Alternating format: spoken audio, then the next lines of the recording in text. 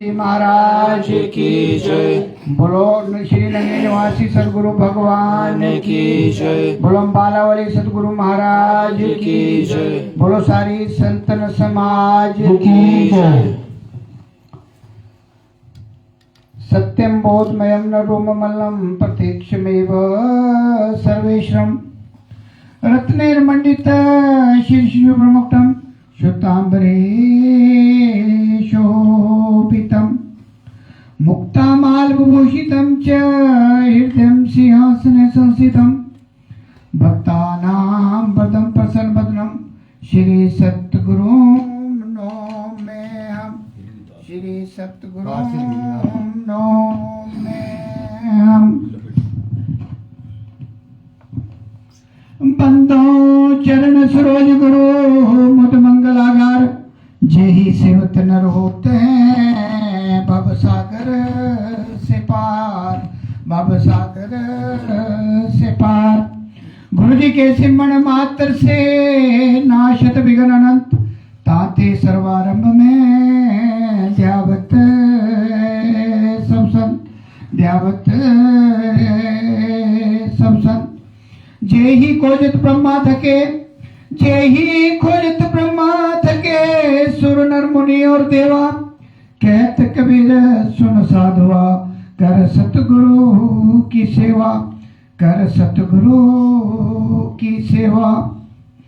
वेद शास्त्र और भागवत गीता पढ़े जो कोई तीन काल संतुष्ट मन बिना गुरु कृपा न होए बिना गुरु कृपा न होए। अखंड मंडलाकारं व्याप्तं येन चराचरं तत्पदं दर्शितमेन तस्मै श्री गुरुवे नमः तस्मै श्री गुरुवे नमः। सब धरती कागज करूं लेखनी सब बन राय सात समुद्र की मसी करूं पर गुरु को लिखा न जाए गुरु गुण लिखा न जाए। गुरु ब्रह्मा गुरु विष्णु गुरुर्देवो महेश्वरा गुरुर साक्षात परम ब्रह्म तस्मै श्री गुरुवे नमः तस्मै श्री गुरुवे नमः। तुमेव माता च पिता तुमेव बंधु च सखा तुमेव विद्या द्रविणं तुमेव सर्वं मम देव देव। बोलिए जयकारा बोल मेरे श्री सतगुरु महाराज की जय। जट बंदनीय प्रातः समनीय सर्वहितकारी भक्तवत्सल अद्वैत मत के शाश्वत स्तंभ दादा गुरु श्री परमहंस दयाल जी महाराज के चरणों में मेरा साष्टांग दंडवत कोटि कोटि प्रणाम। सभी के हृदय सम्राट शहंशाह जट बंदनीय प्रातः समनीय नंगली निवासी सतगुरु भगवान जी के चरणों में मेरा साष्टांग दंडवत कोटि कोटि प्रणाम। अम्बाला वाले सतगुरु महाराज जी के चरणों में साष्टांग दंडवत कोटि कोटि प्रणाम। सारे संतन समाज को कोटि कोटि प्रणाम। और हमारे बीच में सभी हेड साहबान भाई नंदराज जी हमारे तनवर जी और जितने भी यहाँ आए हुए हैं सभी के चरणों में प्रणाम करते हुए सभी माताएं बहनें बच्चे बुजुर्ग सभी को मेरा प्यार भरा जय सच्चिदानंद जी। और इस फैमिली को जो आज पीछे सेकंड सस्टे को प्रोग्राम किसी कारणवश ना हुआ तो उन्होंने एक्सटेंड किया आज के लिए रखा अच्छा दिन चुना है। कहते हैं कि सत्संग में जाइए तजमाया अभिमान जितने जितने पग धरती धरे कोटि ने समान। आप सभी सौभाग्यशाली हुए हैं जो सारा काम छोड़कर गुरु महाराज जी के चरणों में आए हैं और अपने जीवन की जो घड़ियां हैं इनको लेखे में लगा रहे हैं। क्योंकि जब हम गुरु महाराज जी की चरण शरण में बैठते हैं यही हमारी अगली कमाई है। बाकी तो संसार की कमाई चली है अरब कमा लो खरब कमा लो जाना कुछ भी साथ नहीं है। केवल दो चीजें साथ जाएगी एक जो अच्छा कार्य किया हुआ है सत्संग किया हुआ है और गुरु महाराज की चरण शरण लिए हैं। बाकी सब कुछ यहीं रहना है इस संसार में रहना है। तो आप सभी जितने भी यहाँ आए हैं जैसे भी संगम बना है भाई नंदलाल जी ने तो काफ़ी दिनों से मतलब प्रयास करते हैं कि सभी आए और थोड़ा थोड़ा लाभ उठाते रहें, क्योंकि सत्संग में बैठने से, सत्संग में जाने से हमारे बहुत से पाप साफ हो जाते हैं जो मनसा वचना कर्मणा से हम करते हैं। और एक ऐसा हमें स्थान मिला है जहां हम असली कमाई कर सकते हैं, जो आगे की है, जो कमाई असली है, जिसका कभी नाश नहीं होता, वो है हमारी जब हम सत्संग में जाते हैं और नाम का जाप करते हैं, जो आपको नाम दिया है। और जैसे बताया गया है कि 2500 सांसों में से 24,000 सांसों में से 2500 सांसें हमारी गुरु महाराज जी की चरण में नहीं लगती, तो एरियर बनता जाता है। आप देखोगे एक महीने में हम कितने पीछे चले जाएंगे अगर हम 2500 सांसें डेली नहीं देते। तो हमारा जो असली काम है, जिसके लिए हमने शरण ली है गुरु महाराज की, अभी हमारे छठवें पातशाही के प्रवचन थे कि पूरे संसार में हलचल मची हुई है, कहीं युद्ध हो रहा है, कहीं सूखा पड़ा है, कहीं आग लगी हुई है, कहीं एक्सीडेंट हो रहे हैं और मौत का कोई पता नहीं कब आ जाए। तो उन्होंने कहा कि 1 घंटा पूरे विश्व के लिए और 1 घंटा अपने लिए। और जो देता है, उन्होंने कहा जो गुरुमुख देता है उसके हम बेलीवारस हैं, उसे कोई भी दिक्कत ना यहाँ आएगी ना आगे आएगी, वो पूरी जिम्मेदारी लेते हैं। लेकिन सबसे बड़ी बात है कि हम काल और माया के जाल में इतने फंसे हुए हैं कि हमें अपनी सूझ नहीं है। हम ये सोच के बैठे हैं कि हमें पता नहीं अभी कितना जीना है, कितना जीना है, और इसी बहाने से हम अपने जीवन को कौड़ियों के भाव खत्म कर रहे हैं। रात गवाई सोई के, दिन गवाया खाए, हीरे जैसा मुल्क जन्म कौड़ी बदली जाए। और आगे का जो हमारा असली काम है उसमें हम बहुत पीछे हैं और दुनियादारी के काम में हम फंसे हुए हैं। कोई कहीं भाग रहा है, कोई कहीं भाग रहा है। अभी आपने देखा कि देखा देखी में कितने लोग, जहां कुछ लोग तो ऐसे आए उस महाकुंभ से जिन्होंने छींटे ही लिए, लेकिन भाग दौड़ लगी हुई है, शांति के लिए जाते हैं तीर्थों में, लेकिन वहां से अशांत होके आ रहे हैं। देखा है हमने, कुछ एक्सीडेंट हो गए, कुछ कैसे बुरा हाल है। लेकिन हमारी जो मन की जो आशा है, अभिलाषा है और जो भेदचाल है, उसमें फंसे हुए हैं हम। वैसे ही हमारा यह हाल है कि हम चारों तरफ भागे हैं। गुरु महाराज जी कहते हैं एक सादे सब सदे, सब सादे सब जाए। आपको इतना बढ़िया, इतना सहज आपको जो नाम का दिया हुआ है कि 2 घंटे सवेरे 2 घंटे शाम निकालो, बजाय इधर उधर भागने के। आप देखोगे परिवर्तन कैसे नहीं होता है, जीवन कैसे नहीं बदलता, अपने आप बदलता है। लेकिन हम विश्वास नहीं करते, हमें आस्था नहीं है, पूरा विश्वास नहीं है। नाम तो ले लेते हैं, लेकिन जो हमें नियम बताए जाते हैं और जिस पे हमने चलना है वो कहीं दूर रह जाते हैं। फिर सत्संग में आके थोड़ा हम आ जाते हैं शून्य पे, भाई चलो थोड़ा हम काम कर रहे हैं, लेकिन फिर जब बाहर निकल जाते हैं तो फिर वही दिनचर्या, वही। क्योंकि ऐसा कहा गया है कि जैसे शरीर के लिए, इस शरीर को चलाने के लिए हमें खाने की जरूरत है, और अध्यात्म में अगर हमने आगे बढ़ना है तो नाम का भी वैसे ही फिक्र होना चाहिए, वैसी भूख होनी चाहिए। और जिसको ये भूख लग जाती है, जिसको आदत पड़ जाती है ब्रह्म मुहूर्त में उठने की, गुरु महाराज जी उसमें पूरी हेल्प करते हैं। लेकिन ये आपने अपने आप से पूछना है कि हम कितने सिंसियर हैं, कितना कार्य कर रहे हैं, क्या हम जो होमवर्क हमें दिया जाता है उसे कर रहे हैं या नहीं कर रहे हैं, ये अपने आप से पूछना है। यही हमारा जो सत्संग का मेन उद्देश्य होता है कि हम जागे रहे, जागते रहे, सोए ना रहे। जागने का मतलब है कि हर समय हमारे मन में ऐसा आना चाहिए कि हम गुरु महाराज के साथ जुड़े रहें हर समय। अभी मैं एक प्रसंग सुन रहा था कि 24 घंटे हम सांसों को यूटिलाइज कर सकते हैं। अगर हम डेली अभ्यास करें तो 24 घंटे हम हर सांस को यूटिलाइज कर सकते हैं। और एक सांस की वैल्यू आपको बताई कि कबीर जी कहते हैं कि कहता हूं कई जात हूं, क्या बजाऊं ढोल, श्वासा खाली जात हैं 3 लोक का मोल। अगर हम 3 लोक का मोल एक साइड में रखते हैं और सांस मांगे सत्पुरुष से नहीं मिलेगी, तो इन श्वासों को हमें यूटिलाइज करना है। खास करके जो 60 से ऊपर है उनको तो मैं बिल्कुल सावधान करता हूं, क्योंकि 60 के बाद ग्रेस पीरियड हमें मिला है, हम उसे जाया ना करें। अपने इधर उधर के जो बातचीत क्या क्या हम करते हैं उससे बाहर निकलकर मौन में रहकर अपना थोड़ा कार्य करें, जब भी समय लगे, और अपनी असली कमाई करें। तो मैं एक छोटा सा आपको प्रसंग सुनाता हूं जो लेटेस्ट है कि एक मायादास जी थे जो माया के चक्रव्यूह में लगे रहते थे। उनका धंधा था कि वो क्या करते थे कि दूध बेचते थे। तो उनके एक 2 लड़कियां थी, एक की शादी हो गई और एक जो छोटी थी 14-15 साल की, वो उनके साथ हेल्प करती थी। तो होता क्या है कि लड़की की ड्यूटी लगाई हुई थी कि जो दूध के बर्तन है उनको मांझना, और सवेरे जैसे ही दूध धोना होता है तो उसमें थोड़ा पानी डाल के पहले ही लाना, ताकि जो आने वाले वहां खड़े रहते थे उन्हें पता न चले कि इसमें पानी डाला जा रहा है या क्या किया जा रहा है। तो चलते चलते माया दास जी काफी अमीर हो गए। तो होता क्या है, उन्होंने लड़की को ये निर्देश दिया हुआ था कि 3 दिशाओं में जाना है, और चौथी दिशा में एक महात्मा जी वहां सत्संग किया करते थे, जो रूहों को जगाया करते थे, नाम दान की दीक्षा दिया करते थे।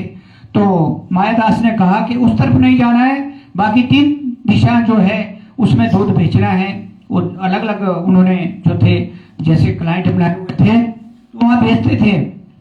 होता क्या है कि समय बलवान होता है, जैसे जैसे समय निकलता है परिवर्तनशील है, आज है वो कल नहीं, जो कल है जो परसों नहीं, समय बदलता रहता है। तो एक दिन क्या हुआ कि कहते हैं कि पिछले जन्म शुद्ध कर्म अंकुर जब प्रगट्यो, तो कहीं हमारे को ऐसा संगम मिलता है जैसा भी मिला है, ये आपके पिछले जन्मों के शुद्ध कर्मों का ही जो है लेखा जोखा है, साथ में जो हमारे क्रियावान कर्म है उसका भी इसमें संगम बनता है। और इनको मिलाकर जब हम अच्छे कार्य करते हैं, सत्कर्म करते हैं, सत्मार्ग पर चलते हैं, तो हमें ऐसा सत्संग मिलता है, क्योंकि अंदर से आवाज आती है कि सारे काम छोड़कर हम सत्संग में जाएं और गुरु महाराज जी की चरण शरण में थोड़ी देर के लिए बैठें, जिससे हमारे जो पाप होते हैं जाने अनजाने में मनसा वचना कर्मणा से वो हमारे शुद्ध होते रहते हैं। तो उस लड़की ने देखा कि देखते हैं महात्मा जी क्या करते हैं। तो एक दिन दूध देने के बाद वो वहां चले गई। वहां सत्संग चला हुआ था कि सत्य क्या है और असत्य क्या है, दूध क्या है और पानी क्या है, इसी विषय में सत्संग चल रहा था। बेटी एक घंटे वहां बैठी, उसने सत्संग सुना। उन्होंने बताया कि सत्य का परिणाम क्या होता है और असत्य का परिणाम क्या होता है, इसी पे प्रसंग चला। और सुनकर वो घर आ गई। जब घर आई तो दूसरे दिन जब सवेरे दूध धुआ जा रहा था तो बच्ची बर्तन लेके आई। तो उसको ज्ञात था कि अगर पानी मिलाऊंगी तो इसका परिणाम क्या होगा, आगे मुझे कैसे भुगतान करना पड़ेगा। तो उसने क्या किया कि बर्तन खाली लाई और मायादास के पास रख दिए। मायादास ने इशारा किया कि बेटा इन्हें दोबारा तो साफ करके लाओ, ये साफ नहीं है। इशारा वही था कि इसमें पानी डाल के लाओ। बच्ची फिर ले गई, लेकिन उसने उसमें पानी नहीं डाला और वैसे ही लाई। जैसे ही दूध दो के खत्म हुआ तो बड़े लाल पीले हो गए मायादास जी। उसने पहले ही आइडिया लगा दिया था कि शायद आज ये सत्संग सुन के आई है, इसीलिए इसने पानी नहीं डाला। तो उसने काफी उसको लताड़ा और कहा कि तेरा जो भाग्य है वो मेरे साथ जुड़ा हुआ है, अगर मैं तुझे बाहर निकालूं, कुछ नहीं दूं, तो तेरा हाल बेहाल हो जाएगा। बच्चे ने कहा कि मेरा प्रारब्ध भगवान ने पहले ही लिखा हुआ है, जो मेरे कर्मों में होगा, जो मेरे प्रारब्ध में होगा वो मिलेगा। आप जो मर्जी करें, मैं उल्टा काम सीधा काम नहीं करूंगी। पहले तो मुझे ज्ञात नहीं था, अनजाने में मैं काम करती थी, लेकिन अब मुझे ज्ञात हो गया है कि दूध में पानी मिलाने से हमें क्या भुगतना पड़ता है, कौन सी सजा हमें भुगतनी पड़ती है। तो उसने उसे बंद कर दिया। और हुआ क्या कि मायादास जी बहुत नाराज हो गए और उसने उसे कहा बच्ची को कि तेरी शादी में ऐसे व्यक्ति से करूंगा जो कोढ़ी हो, लंगड़ा हो, तरह तरह के मतलब उससे बीमारियों से ग्रस्त हो, ऐसे व्यक्ति को मैं तेरे लिए ढूंढूंगा, शादी उससे करूंगा, क्योंकि तू मेरा कहना नहीं मानती। तो उसने कहा फिर कि कोई बात नहीं, जो मेरे भाग्य में लिखा होगा, जो मेरे प्रारब्ध में लिखा होगा, वो पहले ही लिखा हुआ है। चलते चलते बात बढ़ गई और मायादास जी उसको ऐसा ही लड़का ढूंढने निकल गए।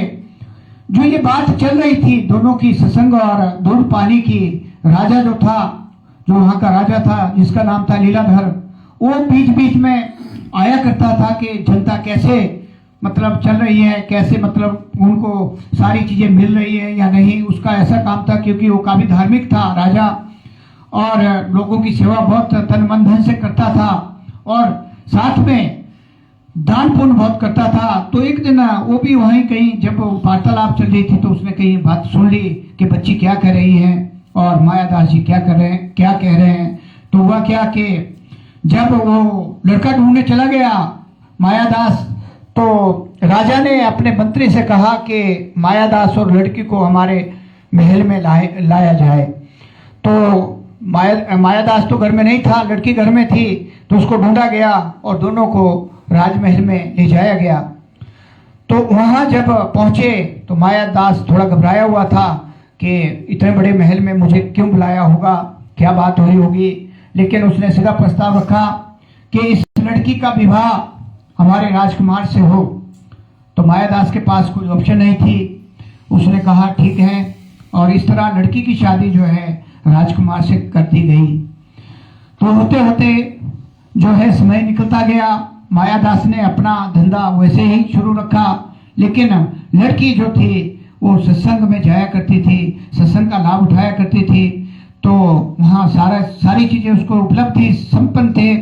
तो एक दिन राजा ने उस बेटी से पूछा कि आपकी कोई इच्छा, ऐसी इच्छा रह गई हो जो पूरी नहीं हुई हो, बाकी तो यहाँ सब कुछ है। लड़की ने कहा कि मैं पूरी तरह, यहाँ मुझे हर तरह की सुविधा है जो मुझे चाहिए, मुझे किसी और चीज की जरूरत नहीं। हाँ, एक बात है कि वहाँ फलानी जगह में एक महात्मा रहते हैं जो सत्संग करते हैं और जीवों को जगाते हैं, नामदान देते हैं और अगली कमाई कराते हैं।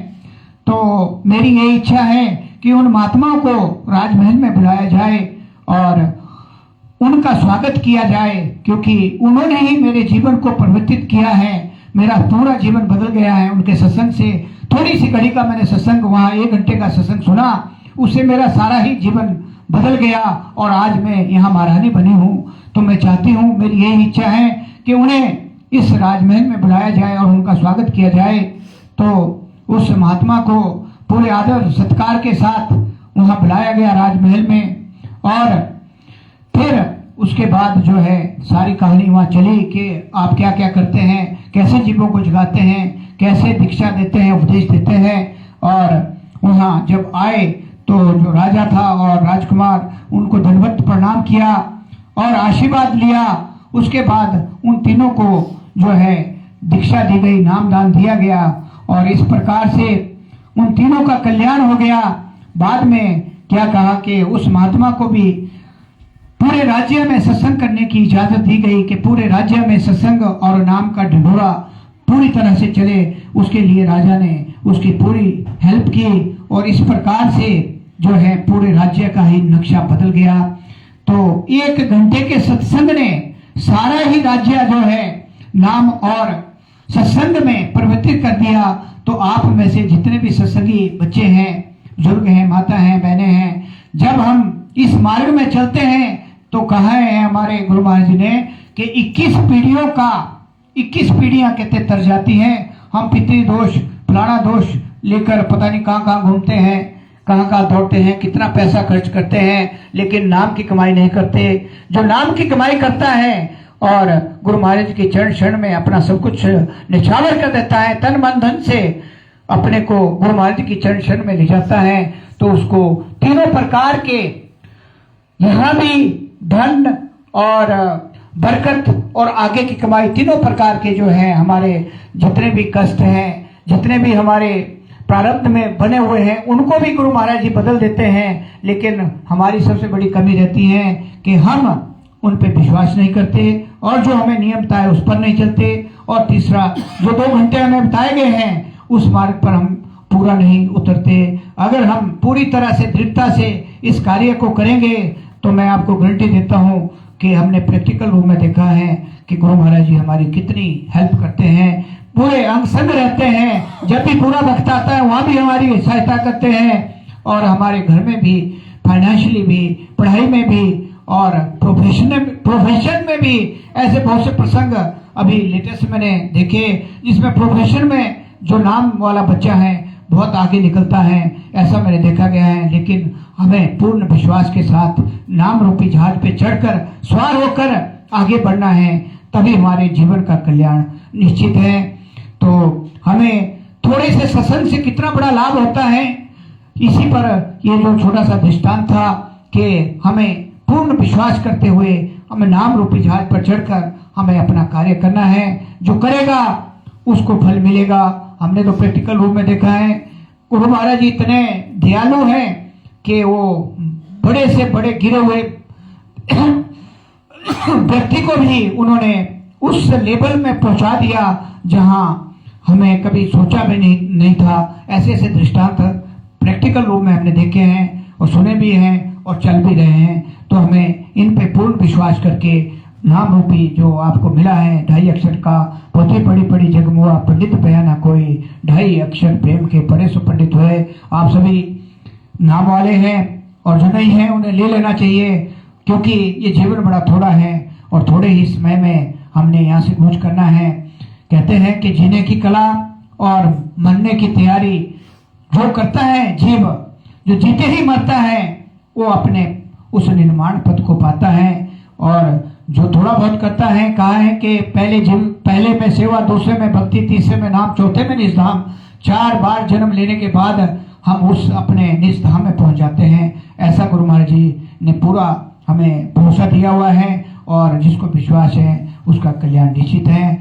तो ये जो सत्संग मिला है, तो कहते हैं कि एक घड़ी आदि से बुनियाद, तुलसी संगत साध की हरे कोटि अपराध। आप सभी इसके पात्र हैं कि आप सत्संग में आते हैं। और ये हमारे नायक राम जी, जिनको गुरु महाराज ने पूरी दावत बख्शी है कि हर काम छोड़कर सारा कार्य कर रहे हैं। देखो, जितना ये मन में प्रण करते हैं उससे जो पिछले हमारे संचित कर्मों का ढेरे धीरे धीरे साफ होता है। और जो ये भोग लगाते हैं और लंगर जो हमारा भंडारा बनता है, इसमें इनकी जो फाइनेंस जो आता है, हमारा संसार की जो कमाई है उसमें शुद्धता आती है। क्योंकि 10वां हिस्सा हमारी यहाँ की कमाई का और 10वां हिस्सा हमारे जो शाश्वत का है, वो अगर लगता रहता है तो हमारा तीनों का कॉम्बिनेशन बनता है, स्वार्थ, पुरुषार्थ और परमार्थ। और जब तीनों का कॉम्बिनेशन बनता है तो यहाँ भी स्वर्ग है और आगे भी हमें रास्ता मिलता है। तो जो एक घड़ी में कहा 24 मिनट, आधी 12 मिनट, उससे आधी 6 मिनट, और जब हम 6 मिनट भी 24 घंटे में से नाम का जाप करते हैं तो मैंने कहा है कि सांस ऊपर जावे 3.5 करोड़, सांस नीचे आवे 3.5 करोड़, 7 करोड़ की बंदगी 10 सेकंड में होती है। और 6 मिनट में कितनी होगी, 12 में कितनी, 24 में कितनी। तो यही मतलब है कि एक घड़ी आदि से बुनियाद, तुलसी संगत साध की कटे कोटि अपराध। तो आप सभी सौभाग्यशाली हैं जो सत्संग में आते हैं, प्रण करते हैं, और ऐसे ही सिलसिला चलता रहना चाहिए। और यही गुरु महाराज जी का संदेश है। तो मैं ज्यादा ना बोलता हुआ यही आपसे उम्मीद रखूंगा कि हम प्रैक्टिकल रूप में अपने को ढाले। कम से कम ब्रह्म मुहूर्त में 1 घंटा सभी उठकर दें सवेरे, जो देगा उसका परिणाम अवश्यमेव मिलेगा, मन लगे ना लगे। लेकिन बोलते हैं जब दरवाजा खटखटाते हैं कभी तो खोलेंगे, कभी तो समय आएगा जब वो दरवाजा खोलेंगे, और जब दरवाजा खुल गया तो काम बन गया। तो हमें काम बनाना है और जो हमारा दुर्लभ जीवन हमें मिला है, गिन गिन के श्वासें मिली हैं, इसका लाभ उठाना है। तो मैं इन्हीं शब्दों के साथ अपनी वाणी को विराम देते हुए बोलिए जयकारा, बोलो मेरे श्री शंकर महाराज की जय, बोलो श्री परमहंस दयाल जी महाराज की जय, बोलो नगली निवासी सतगुरु भगवान की जय, बोलो बालावली सतगुरु महाराज की जय, बोलो सारे संतन समाज की जय, बोलो आज के आनंद की, बोलो सारी संगत की जय। सर्वे भवन्तु सुखिनः, सर्वे सन्तु निरामया, सर्वे भद्राणि पश्यन्तु मां कश्चित् दुःख भाग भवेत्। ओम शांति, ओम शांति, ओम शांतिर्भव।